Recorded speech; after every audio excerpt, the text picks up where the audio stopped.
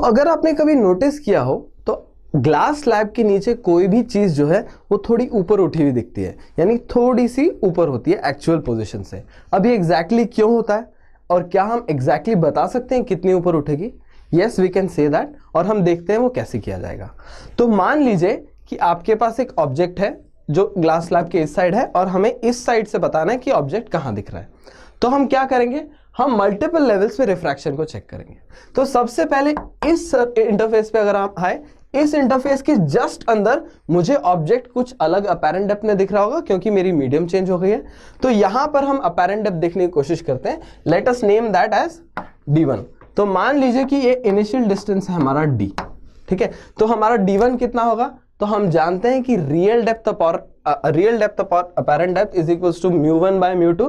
तो इस केस में हमारा d1 will be nothing but μ times d। सही है। तो हमारा ऑब्जेक्ट जो है वो थोड़ा दूर दिखेगा हमें जस्ट ग्लास के अंदर, बट एक्चुअली तो हम ग्लास के अंदर है नहीं, हम इस साइड है। तो जब इस साइड आएंगे तो हमने एक्स्ट्रा डिस्टेंस ट्रैवल किया t का। तो इस इंटरफेस से ये ऑब्जेक्ट अपीयर कितना हो रहा है? ये डिस्टेंस μd प्लस ये थिकनेस t। तो इस इंटरफेस से हमारा जो डिस्टेंस है इसे हम d2 कह देते हैं, that is nothing but μd plus t। सही है। तो यहां से मेरा ऑब्जेक्ट डिस्टेंस मुझे पता है।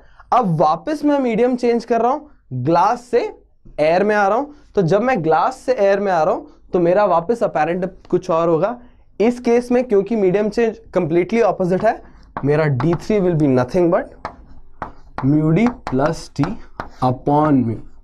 तो ये मेरा म्यू का जो फैक्टर है उससे डिवाइड हो जाएगा, एग्जैक्टली ऑपोजिट। इस केस में मैंने मल्टीप्लाई किया था, इस केस में मैं डिवाइड कर रहा हूं। तो फाइनली मुझे इस सरफेस से actual distance of the image मिल गया, मुझे actual distance of the object भी पता है। तो मैं चाहता हूं यहां पे वीडियो पॉज करें और मुझे बताएं कि कितना शिफ्ट हो रहा है ऑब्जेक्ट और इमेज के बीच में।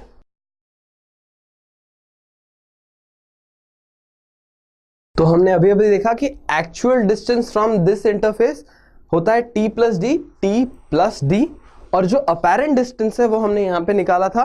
तो आप देख पा रहे हो कि this is nothing but d plus T by mu, जो मैंने यहां पर लिख दिया है। तो जो शिफ्ट होगा जिसे हम लैटरल शिफ्ट के नाम से जानते हैं, lateral shift is nothing but the difference between the two.